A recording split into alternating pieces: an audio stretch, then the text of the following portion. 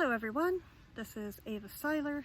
I'm the author of The War in Our Hearts, a historical World War I novel coming out the 4th of August.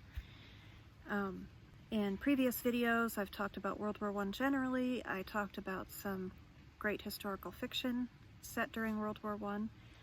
In this video I will be talking specifically about my book, how it came to be, and a bit about my writing process. I'm sure most of you have heard of Nanowrimo. If you haven't, it's an event that takes place every November. It's short for National Novel Writing Month. And the challenge is to write 50,000 words in the 30 days of November. And in 2017, I decided to go for it. I had kind of an idea what I wanted my World War I novel to be about, and I decided I would use that as motivation to go ahead and start writing that. I started jotting down some ideas at the end of October. Just kind of started by letting some pictures go through my mind. One of my mental images that formed in my brain was a girl alone in a barn, pretty little girl with red hair. And her brother wasn't there when she needed him, so I started asking myself who she was, why she was alone, where her brother was. So Aveline and Armand Perrault were the first characters that I officially came up with, officially named. Originally, I thought the book was going to be from Aveline's perspective,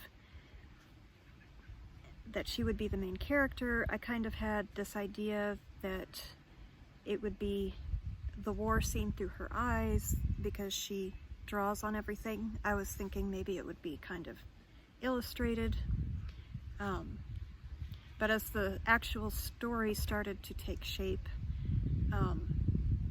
I knew that I needed some other characters. Characters are kind of where I begin, and the character of Jamie Graham came along, and he kind of took over the entire story, and it became his book instead of Aveline's, so she's now, in the final version, she's more of a side character. One of the 4 main characters, but she's definitely not the main character. And there are no illustrations, though I have done a couple of her drawings, and you can find those on my website. So anyway, Jamie Graham's the Scottish Army captain. He's the one that finds her in the barn, rescues her, gets her out of danger, all of that. So one of the things about my writing process is I often don't know right away really where the story's going. I'll generally write a bunch of word vomit and get a feel for the characters, because my books are about the characters. The setting and the plot are sort of incidental. They're important, and I do put a lot of work into that. But I feel like if you don't care about the characters, you're not going to care about the rest of the book either. So I'm definitely very character focused in my writing. I'll often write the ending and then start plugging in things just as they come to me. With The War in Our Hearts, the last chapter is basically unchanged from how it was when I initially wrote it. I knew how it was going to end. I knew what the climactic scene was going to be. So everything that I wrote, it helped to know where I was going. The opening, as it is in the final version, didn't come along for several drafts. I actually didn't know how to open the book. I tried a lot of different things, and finally landed on something that I thought worked. In spite of everything, the main overall theme of the book didn't change. The overarching theme being love is greater than fear. So aside from writing a bit like a hurricane, another thing I should mention is my writing, like I said earlier, is about the characters mostly. I research meticulously, I'm very obsessive, but my books aren't written just for the sake of historical fact. It's the people and their stories that I mostly focus on. I feel like we often look at history as remote inaccessible even, but the truth is people have always been people, and basic peopleness doesn't change. So bringing the people to life, people who are shaped by the time and place in which the story is set, I feel like that makes it more relevant to us today, more relatable. People of the past, as much as the events they lived through, I think can teach us how to do better in our own time. Some of you know that this release of The War in Our Hearts is a re-release.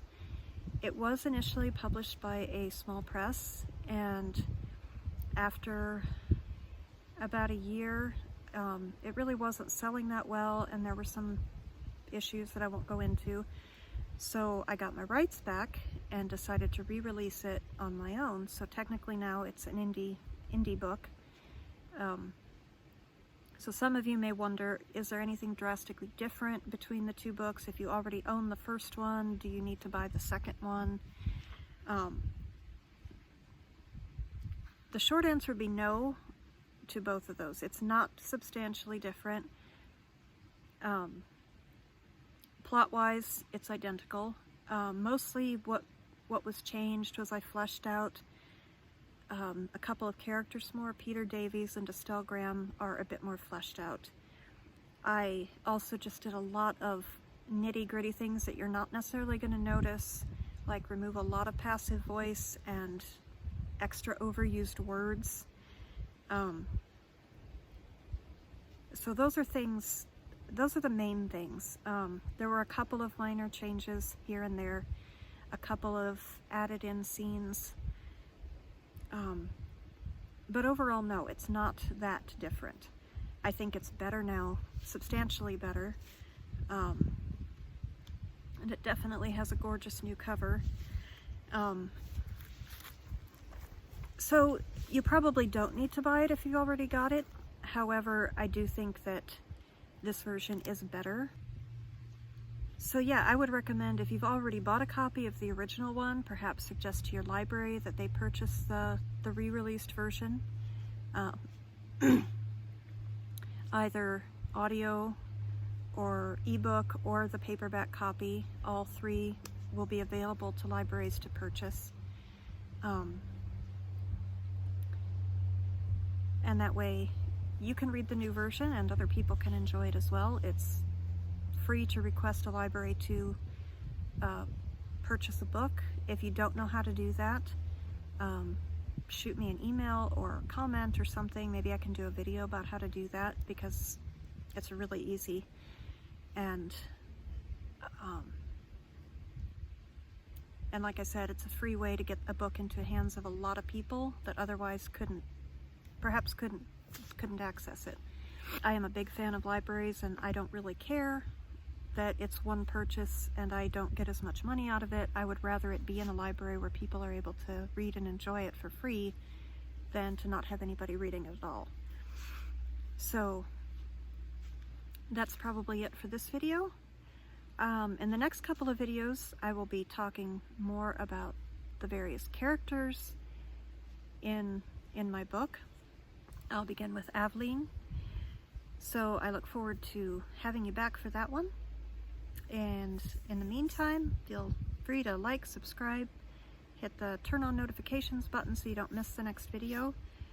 And I will see you then.